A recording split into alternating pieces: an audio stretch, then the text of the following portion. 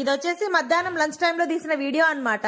అయితే మనం చాలా బిజీగా ఉంటాం కదా, నిమిషం తీరిక లేదు, దమ్ముడే ఆదాయం లేదు. అందుకే అన్నమాట మధ్యాహ్నం తీసిన వీడియో ఇప్పుడు పెట్టాల్సి వస్తుంది. సరే గానీ సుత్తాపి స్ట్రైట్ గా పాయింట్ కి రామ్మా అని అంటారు మీరు, నాకు తెలుసు. ఆ మాట మాత్రం అసలు అనిపించుకోండి నేను మీతో. సరే గానీ ఈ రోజు మా ఇంట్లో స్పెషల్ ఏంటో తెలుసా?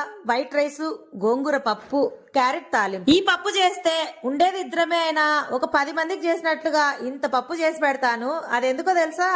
ఒక్క పూట 2 పూట్ల తింటే మాకు తనివి తీరదన్నమాట. కాబట్టి నెక్స్ట్ డే కూడా అది ఎత్తి పెట్టుకొని మరి ఫ్రిడ్జ్ లో పెట్టిన సర్దిబారైన పప్పును నెక్స్ట్ డే అన్నంలో వేసుకొని తింటా ఉంటే ఆ స్మెల్, ఆ ఫ్లేవర్ సూపర్. అబ్బబ్బబ్బబ్బా, ఈ టేస్ట్ ముందు ఏ బిర్యానీ కూడా పనికి రాదండి బాబు. మీలో కూడా నాలాంటి గోంగూర పప్పు లవర్స్ ఎవరైనా ఉన్నారా? ఉంటే కామెంట్ చేయండి. ఈ గోంగూర పప్పుకు నేను మాత్రమే కాదండి, మా ఇంట్లో ఫ్యామిలీ ఫ్యాన్స్ అన్నమాట ఈ గోంగూర పప్పుకు. కానీ ఇది చేసే తీరులో చేస్తే అద్భుతం, అమోఘం. అబ్బబ్బబ్బా, వర్ణించలేంలేండి ఎందుకు.